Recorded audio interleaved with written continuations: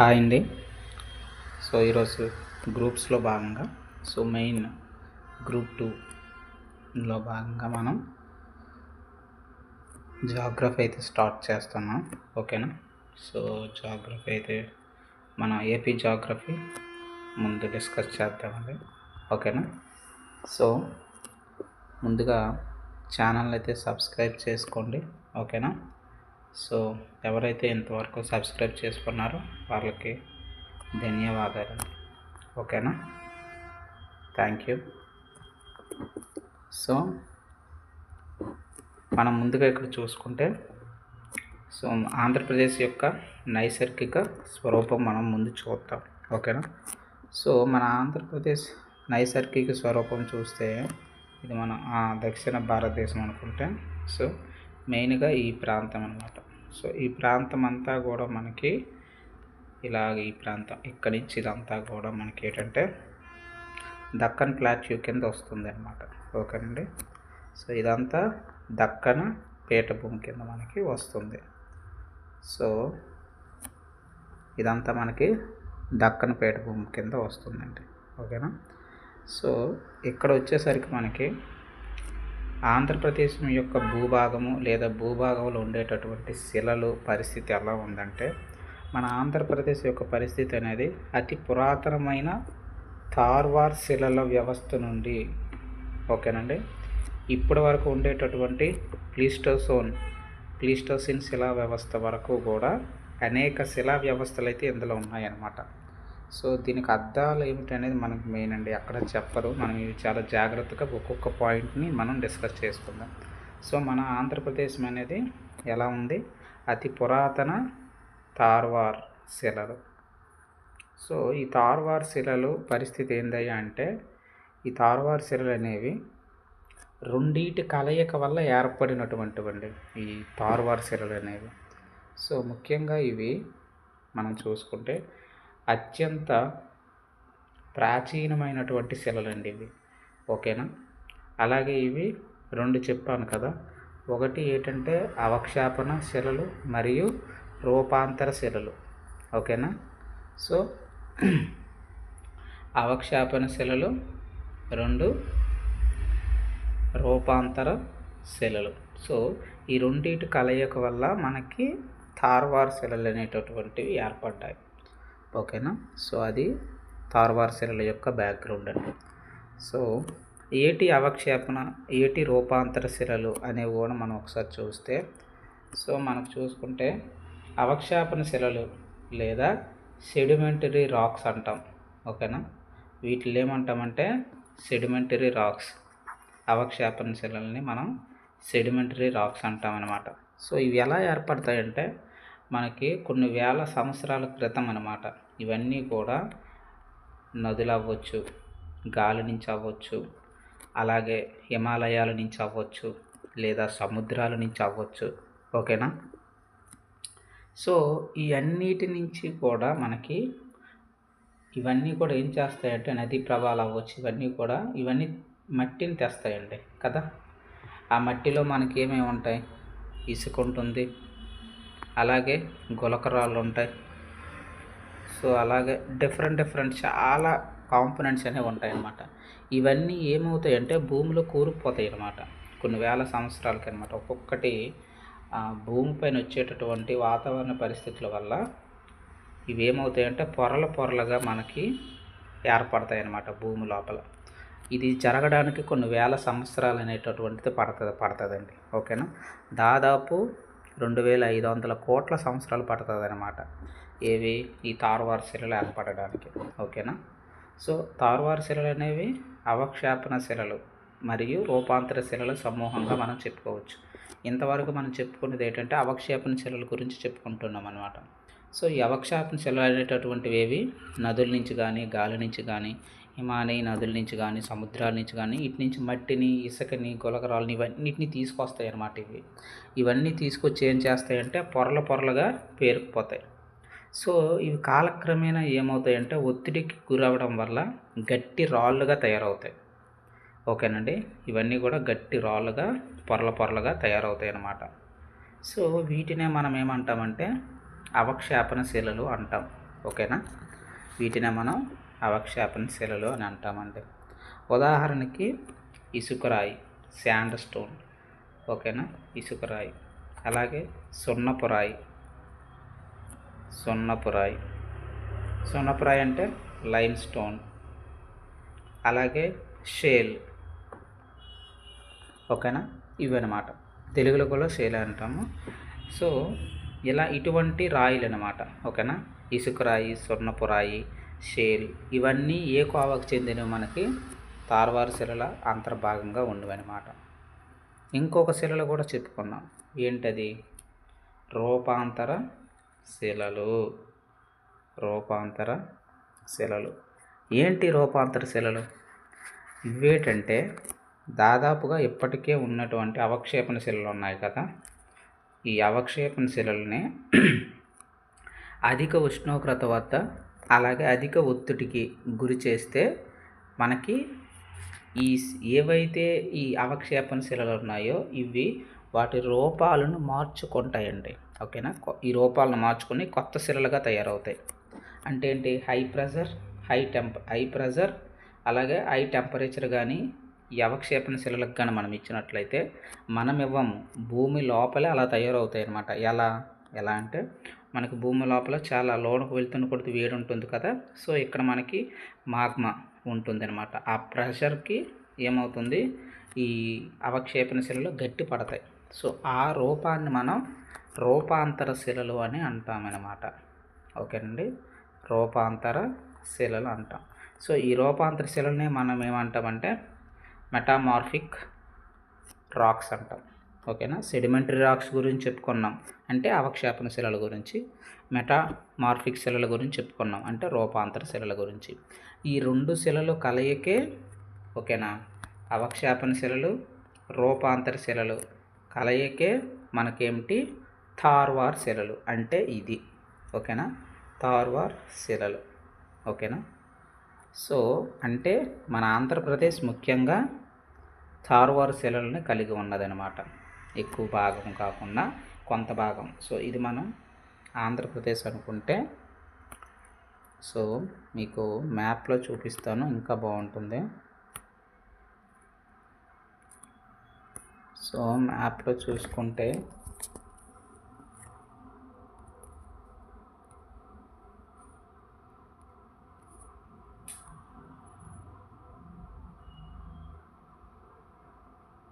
So ఇక్కడ మేము మ్యాప్లో ఒకసారి చూసుకుందాం, ఓకేనా. సో ఇక్కడ చూడండి, ఈ శిలలు ఇదనమాట. ఇక్కడికి వచ్చేసరికి మనం అబ్జర్వ్ చేస్తున్నటువంటి చూడండి, ఈ మ్యాప్లో ఈ పాయింట్ ఇదే మనకి తార్వార్ శిలలు లేదా అతి పురాతనమైనటువంటి శిలలు అన్నమాట. సో ఇందులో ఇది మొత్తం మనకి ఆంధ్రప్రదేశ్ అనమాట, ఓకేనండి. ఈ ప్రాంతం అంతా మనకి ఆంధ్రప్రదేశ్ రూపంలో మనకు కనిపిస్తుంది ఇక్కడ, ఓకేనా. ఎందుకు ఈ తార్వార్ శిలలు అని అన్నామంటే ఇక్కడ మెయిన్గా ఏంటంటే ఈ భాగం తీసుకుంటే, సో కింద భాగం మనం తీసుకుంటే ఈ భాగంలో ఈ తమిళనాడు, ఈ కర్ణాటక, ఈ ప్రాంతం, ఓకేనా. ఇక్కడ తార్వార్ అనేటటువంటి ప్రాంతంలో ముందుగా ఈ తవ్వకాలు అనేటటువంటి జరిపారనమాట.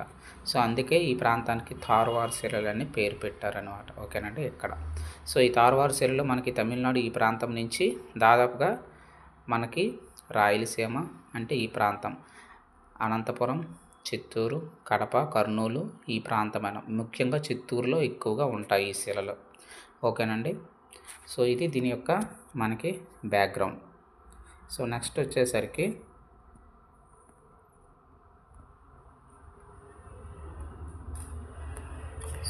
మనం కాన్సెప్ట్లో భాగంగా వెళ్తే అర్థమైంది కదండి, ఈ తార్వార్ శిలల యొక్క పరిస్థితి ఏంది, మన వాతావరణ మన యొక్క భౌమ్య వ్యవస్థ ఎలా తయారైంది అనేది. సో ఇది దీని ఇంట్రడక్షన్ అండి. సో ఇలా ప్రతి పాయింట్ని మనం చూసుకోవాలన్నమాట. సో నెక్స్ట్ కాన్సెప్ట్ వచ్చేసరికి ఇక్కడ ఈ వ్యవస్థలు అయితే మనకి కలిగి ఉందన్నమాట. ఏది? తార్వార్ శిలలు మనకి ఏర్పడ్డాయి అన్నమాట. దీనివల్లే మన భూభాగం ఏ భూభాగం వలన కలిగి ఉంది, ఆంధ్రప్రదేశ్ ఎక్కువ భూభాగం ఏది కలిగి ఉంది లేదా ఏ శిలలను కలిగి ఉంది అని అడుగుతాడు. తార్వార్ శిలలు, అందులో ఎలా ఏర్పడిందని కూడా అడగవచ్చు. అవక్షేపణ శిలలు, రూపాంతర శిలలు కలిసి మనకి తారువార శిలలు ఏర్పడ్డాయని చెప్పుకోవాలి. అయితే మన నైసర్గిక స్వరూపం చూసుకుంటే మనకి 3 భాగాలుగా విభజించవచ్చు అనమాట. ఓకేనండి. 1 పడమటి పీఠభూమి, 2 తూర్పు కనుమలు, 3 తీర మైదానాలు. సో వాటి యొక్క భూ ఉపరితల స్వరూపం బట్టి ఆయా భూస్వరూపాలు అనేది ఆ యొక్క శిలా వ్యవస్థ అనేది మారుతూ ఉంటుందండి. ఫర్ ఎగ్జాంపుల్ ఏమిటంటే మన ఆంధ్రప్రదేశ్ ఒక రకమైన భూభాగాన్ని కలిగి ఉంటుంది, ఒక రకమైన ఉష్ణోగ్రత కింద భూమి పొరల్లో కలిగి ఉంటుంది. కాబట్టి దానికి తగ్గట్టుగా శిలలు అనేటటువంటివి ఏర్పడతాయి. అదే మహారాష్ట్ర ఆ ప్రాంతం తీసుకుంటే ఒక రకంగా ఉంటుంది. అదే ఇంకా ఉత్తర భారతదేశం పైకి వెళ్తే ఒక రకమైనటువంటి శిలలు ఏర్పడతాయి. ఓకేనండి. సో ఇలా మనకి ఏంటంటే ఆ యొక్క భౌమ్య ఆవరణ వ్యవస్థ బట్టి, అంటే భూమిలో ఉండేటటువంటి ఉష్ణోగ్రత అధిక పీడనం వల్ల శిలలు అనేటటువంటివి వాటి యొక్క రూపాలను మార్పు చెంది వివిధ రూపాలుగా మనకి లభిస్తాయి అన్నమాట. అవే మనకి శిలలుగా మారుతాయి. ఓకేనండి. సో నెక్స్ట్, సో ఇది ఇంట్రొడక్షన్ అనమాట. సో ఆ మూడింటి యొక్క నైసర్గిక స్వరూపం తెలుసుకుంటే మన ఆంధ్రప్రదేశ్ అనేది నైసర్గిక స్వరూపం అనేది కంప్లీట్ అనేది అవుతుందండి. ఓకేనా. ముందు ఏంటంటే చెప్పుకున్నాం కదా, పడమటి పీఠభూమి అనేసి. ఓకేనా. సో ఈ పడమటి పీఠభూమి కానీ మనం తీసుకున్నట్లయితే, ఓకేనా, ప్రధానంగా ఏమేమి ఉంటాయంటే ఇందులో మనకి ఇక్కడ చూసుకోవచ్చు. గ్రానైట్ ఉంటుంది, అలాగే క్వార్ట్జ్ ఉంటుంది. ఓకేనండి. అలాగే ఇవి బాగా మనం చూసినట్లయితే ఇక్కడ ఆర్కియన్స్ నీస్ సిస్ట్ శిలలతో ఏర్పడి ఉంది. ఏది? పీఠభూమి. ఏ పీఠభూమి? పడమటి పీఠభూమి. ఏ శిలలతో ఏర్పడి ఉందండి? ఆర్కియాన్ నీస్ మరియు సిస్ట్ శిలలతో ఏర్పడి ఉందని చెప్తున్నారు ఇక్కడ. సో ఈ ఏంటి ఆర్కియన్ అంటే ఇది ఒక కాలక్రమేణంలో మనకు ఒక పార్ట్ అనమాట. మనకు తెలుసు కాలాన్ని మనకి 3 యుగాలుగా మనం చెప్పుకుంటాం. ఒకటి ట్రయాసిక్ కాలం, మనకి నెక్స్ట్ ఏమొస్తుందండి జురాసిక్ కాలం, అలాగే క్రిటేసియస్ కదా, క్రిటేషియస్. సో ఇలా మనకి 3 భాగాల కాలాన్ని విభజించుకోవచ్చు అనమాట. ఒక్కొక్క యుగంలో ఒక్కొక్క జీవరాశులు ఉన్నాయన్నమాట. ఓకేనా. సో ఈ ట్రయాసిస్ అవ్వచ్చు, జురాసిక్ అవ్వచ్చు, ఈ క్రిటేషియస్. ఓకేనా. ఇలా 3 భాగాలుగా మనకి 3 భాగాలుగా కాలాన్ని మనం విభజించుకున్నాం అనమాట కాలక్రమేణంలో. సో ఈ ఆర్కియన్ నీస్ అంటే ఇది మొదటి కాలంలోకి వస్తుంది అనమాట, ట్రయాసిక్. ఓకేనా. ట్రయాసిక్లోకి వస్తుంది అంటే దాదాపు 2500 సంవత్సరాలు, 2500 కోట్ల సంవత్సరాల క్రితం అనమాట. అంటే అప్పుడే మనకి ఈ రాక్షస బలులు అనేవి ప్రథమాంక స్థితిలో ఉన్నాయి. సో ఆ కాలం యొక్క గురించి మాట్లాడుతానమాట. అంటే అప్పటి నుంచి ఏర్పడి ఉన్నాయన్నమాట. ఓకేనండి. అలాగే ఈ భూభాగంగాని చూసుకున్నట్టే అయితే నీస్ మరియు సిస్ట్ శిలలతో ఏర్పడి ఉందని అన్నాడు. సో ఏంటి నీసు మరియు సిస్ట్ శిలలు అంటే మనం బాగా గుర్తించుకున్నట్లయితే, సో ఇవి ఏంటంటే మనకి రూపాంతర శిలలు. ఏంటండి? నీస్ మరియు సిస్ట్ అంటే ఏంటివి? రూపాంతర శిలలు. మనం ముందు చెప్పుకున్నాం రూపాంతర శిలలు అంటే అర్థం ఏమిటి. ఓకేనా. రూపాంతర శిలలు అంటే అర్థం ఏంటండి అంటే ఇప్పటికే ఉండేటువంటి ఏవైతే అవక్షేపణ శిలలు ఉన్నాయో వాటికి అవి ఎక్కువ ఉష్ణోగ్రత వద్ద, ఒత్తిడి వద్ద తమ స్వరూపాన్ని మార్చుకుంటే అవే కొత్తగా మారుతాయి అన్నమాట, శిలలుగా మారుతాయి. అవి చాలా గట్టిగా దృఢంగా ఉంటాయండి. ఏవి? ఈ రూపాంతర శిలలు. ఓకేనా. సో ఉదాహరణకి మీకు చెప్పుకోవాలంటే పాలరాయి. ఓకేనా. పాలరాయి గట్టిగా ఉంటుంది. అలాగే క్వార్ట్జ్. ఓకేనా, చాలా గట్టిగా ఉంటాయి అన్నమాట. ఓకేనా.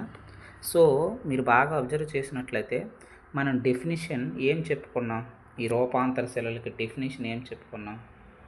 సో ఇప్పటికే ఉండేటటువంటి అవక్షేపణ శిలల వల్లే కదా వాటికి కొంచెం అంటే కొంచెం కాదు, అత్యధిక మోతాదులో ఉష్ణోగ్రత అలాగే ఒత్తిడి కారణంగా భూమి లోపల జరగడం వల్ల ఈ శిలలు ఏర్పడతాయి అనేసి. అంటే దాని అర్థం ఏంటి, ఆ శిలల నుంచే ఈ శిలలు వస్తాయని అర్థం. ఓకేనా. ఇవి దాదాపు 50 కోట్ల సంవత్సరాల క్రితం నుంచి ఉన్నాయి. అవైతే 2500 కోట్ల సంవత్సరాల క్రితం నుంచి ఉన్నాయి. కాలక్రమేణా అలాగా భూమి లోపల ప్రెషర్ మరియు టెంపరేచర్ ఎక్కువయ్యి ఇలాగా శిలలుగా రూపాంతరం చెందాయి అన్నమాట. ఓకేనా. మరి అవక్షేపణ శిలలకి ఎగ్జాంపుల్ ఏంటి, మనం ఇవన్నీ శిలలు నేను చూపిస్తానండి. ఓకేనా, ఫిజికల్గా చూపిస్తాను, అప్పుడు మీకు ఇంకా క్లారిటీ వస్తుంది. ఉదాహరణకి మీరు అవక్షేపణ శిలలు మనం డెఫినేషన్ ఏం చెప్పుకున్నాం, నదులు, గాలి, హిమనదులు, అలాగే సముద్రాలు ఇవన్నీ మట్టిని తెస్తాయి కదా. అందులో ఇసుకలు కానీ గులకరాలు కానీ ఇవన్నీ పేరుకుపోతాయి పొరలుగా. కాలక్రమేణా ఒత్తిడి వల్ల అవి కూడా గట్టి రాయిగా మారుతాయి. వాటిల్నే మనం అవక్షేపణ శిలలని చెప్పుకున్నాం. మరి ఎగ్జాంపుల్స్ చెప్పుకుంటే ఇసుక రాయి, శాండ్ స్టోన్ అంటాం, అలాగే సున్నపు రాయి, లైమ్ స్టోన్ అంటాం. ఓకేనండి. సో ఈ ఇసుక రాయి, సున్నపు రాయి ఈ రెండు ఏ కాలకు చెందుతాయి, అవక్షేపణ శిలలు, ప్రీవియస్ గ్రూప్ టు బిట్ అండి. ఓకేనా. గ్రానైట్ అనేటటువంటి ఇది ఏ రకమైన శిల అని అంటాడు. ఓకేనా. లేదా నీస్ట్ ఏ రకమైన శిల, సిస్ట్ ఏ రకమైన శిల, అది లాస్ట్లో చెప్తాను. ఇవన్నిటికీ ఎగ్జామ్ పాయింట్ ఆఫ్ వ్యూలో ఎలా అడుగుతాడు ఏదనేది. ఓకేనండి. సో ఇలా మనకి ఈ నీస్ మరియు సిస్ట్ గురించి మనకు అర్థమైంది కదా.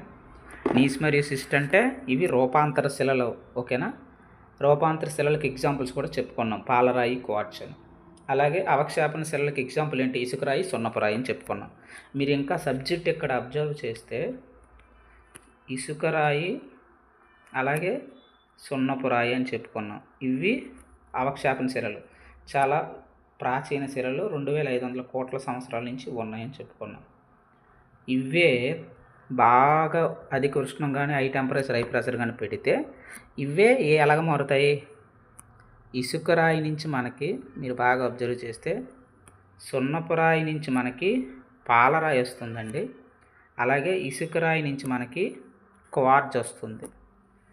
ఓకేనా. ఇవి అవక్షేపణ శిలలు. ఓకేనా. ఇవి రూపాంతర శిలలు. అర్థమైనాయా. ఇక్కడ మనకి చూసుకుంటే సున్నపురాయి అనేటటువంటిది మనకేంటి, ఇది అవక్షేపణ శిల. సున్నపురాయి అనేది అవక్షేపణ శిల. దీని నుంచి ఏమొస్తుంది, పాలరాయి వస్తుంది. పాలరాయి అంటే ఏంటి, రూపాంతర శిల. ఓకేనా.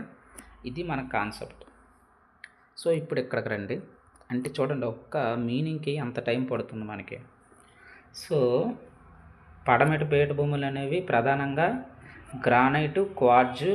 ఓకేనా. ఇప్పుడు మనకు అర్థమైంది కదా, ఈ రెండు కూడా అతి పురాతనమైనటువంటి శిలల వల్ల ఏర్పడుతుంది, నీసు, సిస్టు శిలలతో. అయితే మ్యాక్సిమం తెలంగాణ అవ్వచ్చు, అలాగే మరికొన్ని మన జిల్లాలు, రాయలసీమ, ఇప్పుడు మనం రాయలసీమ ప్రాంతం మనదే కదా. సో అనంతపురం, నంద్యాల ఇటువంటి ప్రాంతాల్లో ఈ పడమటి బేట భూమి అనేటటువంటిది ఎక్కువగా కనిపిస్తుంది అనమాట. ఓకేనా. మ్యాక్సిమం మరి కొంచెం అనంతపురం, చిత్తూరు జిల్లాలో కూడా ఉంటుందన్నమాట.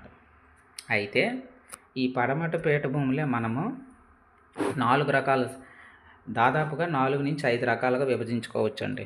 వీటిల్నే మనం తార్వార్ శిలలుగాను, అలాగేనా కడప శిలలుగాను, అలాగే కర్నూలు శిలలుగాను, రాజమండ్రి శిలలుగాను, దక్కన్ నాపలుగాను విభజించవచ్చు.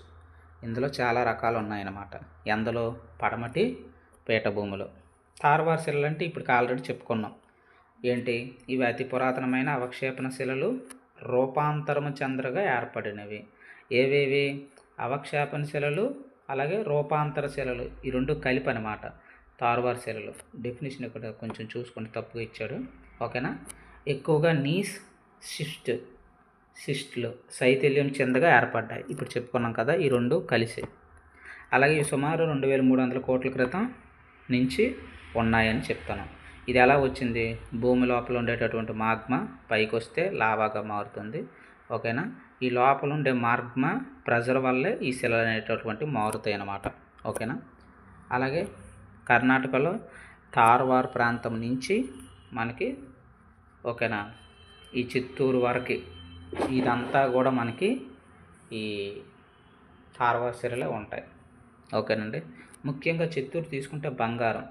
రీసెంట్గా జొన్నగిరి దగ్గర తొగ్గల మండలం, ఓకేనా, మనకి బంగారం అనేది ఉత్పత్తి అనేది ప్రారంభమైందండి. 400 కేజీలు ఆల్రెడీ ప్రారంభమవుతుంది. యూనిట్ అనేటటువంటిది ప్రారంభమైతే అయ్యింది. మనం ఆల్రెడీ కరెంట్ అఫైర్స్లో భాగంగా చెప్పుకున్నాం. ఓకేనా. సో ఛానల్ని అయితే సబ్స్క్రైబ్ చేసుకోండి. ఓకే, మంచి కంటెంట్ ఇవ్వడానికి ట్రై చేస్తాను. ఓకేనా. ఎవరైతే ఛానల్ సబ్స్క్రైబ్ చేసుకున్నారో వాళ్ళకి ధన్యవాదాలండి. ఓకేనా, మరొకసారి. సో నెక్స్ట్ మనం కాన్సెప్ట్లోకి వెళ్తే, సో ఇక్కడ ఇంకా ఇవి ఎక్కడెక్కడ ఉన్నాయంటే మనకు విజయనగరంలోను, విశాఖపట్నంలోను, పార్వతీపురం, అలాగే మన్యం జిల్లా, అల్లూరి సీతారామరాజు. సో ఇలా ఈ తార్వార్ శిలలు అనేటటువంటివి మనకి అనేది ఉన్నాయన్నమాట. ఓకేనా. మరి రెండవ భాగం ఏదయ్యా అంటే క్లాసిఫికేషన్ కడప శిలలు అండి. రెండవది ఏంటి మనకి కడప శిలలు. సో ఈ కడప శిలలు చూసుకుంటే వికోశీకరణ కారణాల వలన 50 కోట్ల సంవత్సరాల క్రితం మిగిలిపోయిన తార్వార్ శిలలు శిథిలం అవ్వడం వల్ల ఇవి ఏర్పడతాయని చెప్తున్నాడు. అదే కదా ఇప్పుడు మనం చెప్పుకున్నాం. సో ఏవైతే తార్వార్ శిలలు ఉన్నాయో అవి అంటే అప్పటికే ఉన్న తార్వార్ శిలలు అనేటటువంటి అవక్షేపణ శిలలు, వాటి మరి కొంచెం హై ప్రెజర్, హై టెంపరేచర్ ఇవ్వడం వల్ల ఈ శిలలు ఏర్పడ్డాయి. ఓకేనా. ఏవి కడప శిలలు. సో అది దాని అర్థం. ఓకేనండి. అంటే ఇవి కూడా ప్రాచీనమైనటువంటి శిలల కింద వస్తాయి. ఎక్కువగా ఏమొస్తాయి, చాలా గట్టిగా ఉంటాయి components. Quartz, asbestos, mica, cement grade సున్నపరాయి. ఓకేనండి, చెప్పాను ఇప్పుడే. సున్నపరాయి నుండి పాలరాయి వస్తుంది మనకి. ఓకేనా. అలాగే మాంగనీస్, రాగి, కోబాల్ట్, నికెల్, పైరిటీస్, స్టియాటైట్, ఇటువంటివన్నీ ఇక్కడ ఉంటాయన్నమాట ఈ కడప శిలల్లో. ఓకేనా. ముఖ్యంగా ఈ జిల్లాలు అన్నమయ్య, కర్నూలు, నంద్యాల, అనంతపురం, సత్యసాయి ముఖ్యంగా కనిపిస్తాయండి. ఏవి కడప శిలలు. ముందు చెప్పుకున్నవి తార్వార్ శిలలు. అవి చిత్తూరు, మన ప్రాంతంలో వచ్చేసరికి చిత్తూరులో ఎక్కువగా చెప్పుకుంటాం అన్నమాట. బిట్ట అలా అడుగుతాడు. ఇంకా మనకేవేవి ఉన్నాయి, కర్నూలు శిలలు ఉన్నాయి, రాజమండ్రి శిలలు ఉన్నాయి, దక్కన్ నాపలు ఉన్నాయి. ఆ పేర్లు పెట్టి మనకి ఇక్కడ అర్థమైపోతూ ఉంటుంది అన్నమాట. కర్నూలు భాగంలో ఇవి బాగా విస్తరించి ఉన్నాయి. ఇందులో ఏంటంటే లోహ ఖనిజాలు ఉండవండి. ఎందులో మనకి ఈ కర్నూలు శిలల్లో లోహ ఖనిజాలు ఎందుకు ఉండవంటే ఇప్పుడు మనకి పొరలుగా ఇవి ఏర్పడి ఉంటాయన్నమాట భూమిలో, ఇసుక, గులకరాళ్ళు వీటి చేత. సో అందువల్ల మనకి ఏంటంటే లోహాలు ఇక్కడ దొరకవు, గుల్లగా ఉంటుంది ఈ కర్నూలు శిలలు. అందుకే ఇందులో లోహాలు ఉండవు. ఓకేనా. మరి అవక్షేపణ శిలలు, రూపాంతర శిలలు తీసుకున్నారనుకోండి. అవక్షేపణ శిలలు, రూపాంతర శిలలు.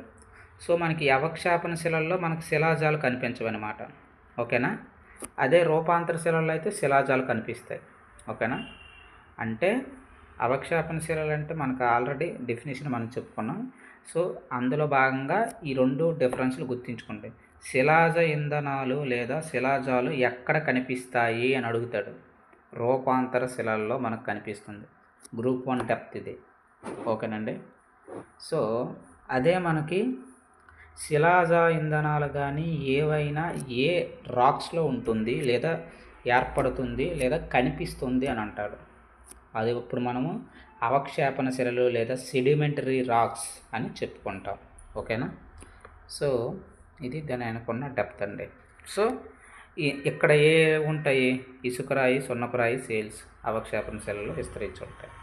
మరి రాజమండ్రి శిలలు అంటే మనకు తెలుసు, సముద్రం దగ్గర ఉంటుంది కాబట్టి. అంటే సముద్రాలు ఉప్పొంగడం వల్ల అవి తెచ్చేటటువంటి నదులు ఏవైతే తెస్తాయో అవి కొన్ని వేల సంవత్సరాల క్రితం అవి ఏమవుతాయంటే లోన్ నుంచి ఈ ప్రెషర్ వల్ల, ఓకేనా, ఈ శిలలు ఏర్పడతాయి.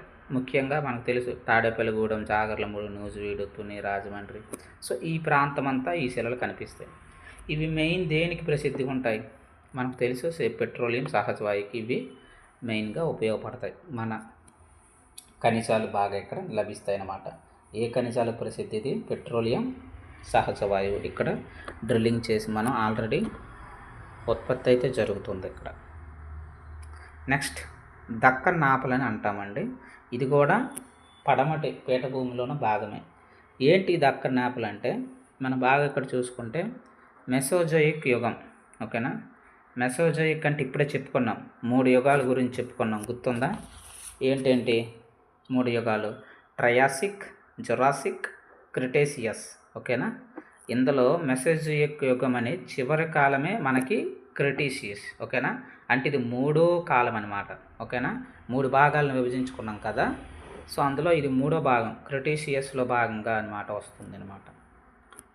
అక్కడ చూసుకుంటే ఇక్కడ ఏమైందంటే లావా బయటకు రావడం వల్ల ఈ దక్కన్ ప్లాట్యూలో మనకి ఈ దక్కన్లో వచ్చింది కాబట్టి దక్కన్ లావా అనేసి మనం అంటున్నాం అనమాట. ఓకేనా, ఈ ప్రాంతం అలా ఏర్పడింది అనమాట.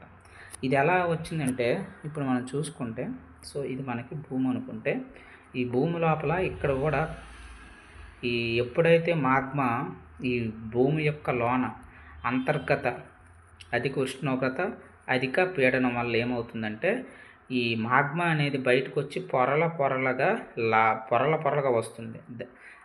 లావా అనేది బయటకు వస్తుంది కదా, ఆ బయటకు వచ్చిన లావా అనేది పొరలుగా ఏర్పడుతుంది అనమాట.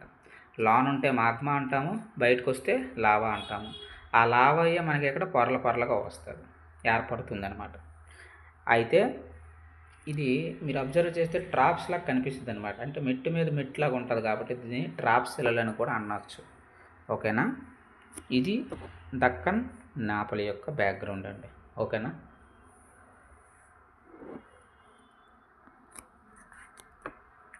సో నెక్స్ట్ ఇంతవరకు మనం ఓన్లీ ఒక్కటే చెప్పుకున్నాం, ఏంటది? నైసర్గిక స్వరూపం. ఆంధ్రప్రదేశ్ నైసర్గిక స్వరూపంలో భాగంగా పడమటి పీఠభూమి గురించి మనం చెప్పుకున్నాం. అందులో దాదాపుగా 5 రకాలు ఉన్నాయి అని చెప్పుకున్నాం. ఓకేనా, అందులో ఫస్ట్ ఇది తార్వార్ శిలలు, రెండోది కడప శిలలు, మనకి ఇంకా రాజమండ్రి శిలలు, ఇంకా దక్కన్ నాపలు, ఇలా చెప్పుకున్నాం. ఓకేనా, కర్నూలు శిలలు ఒకటి కదండి. సో ఇది బ్యాక్గ్రౌండ్ అనమాట మన యొక్క శిలల్లో. సో రెండోది, ఇంకా ఇటువంటి ఆంధ్రప్రదేశ్లో నైసర్గిక స్వరూపం ఉంది. మన భూమిని ఒకసారి పరిశీలించినట్లయితే ఆంధ్రప్రదేశ్ని తూర్పు కనుమలు కూడా మనకి ఉన్నాయి. ఓకేనా, ఇవన్నీ తర్వాత మ్యాప్ ద్వారా చూపిస్తానండి. తూర్పు కనుమలు ఉన్నాయి. సో ఇక్కడ మనం చూసుకుంటే ఈ తూర్పు కనుమలు ఎక్కడ ఉన్నాయి బాగా మీరు అబ్జర్వ్ చేయండి. సో ఇది మనది దక్షిణ భారతదేశం అనుకుంటే, ఇది తూర్పు తీర మైదానానికి పశ్చిమంగా ఉంది. ఇది తూర్పు తీరమే కదా, సో దీనికి పశ్చిమానంటే ఇక్కడ. ఓకేనా, అలాగే దక్కన్ పీఠభూమికి తూర్పుగా ఉంది. ఇదంతా మనకి దక్కనే కదా, సో ఇదంతా మనకి దక్కన్ పీఠభూమి. దీనికి ఇటు సైడ్ ఉంది, తూర్పునుంది. అంటే ఈ దక్కన్ పీఠభూమికి ఈ తీర ప్రాంతానికి మధ్యలో విస్తరించి ఉండేటటువంటి ప్రాంతమే మనకి తూర్పు కనుమలు అని అంటామన్నమాట.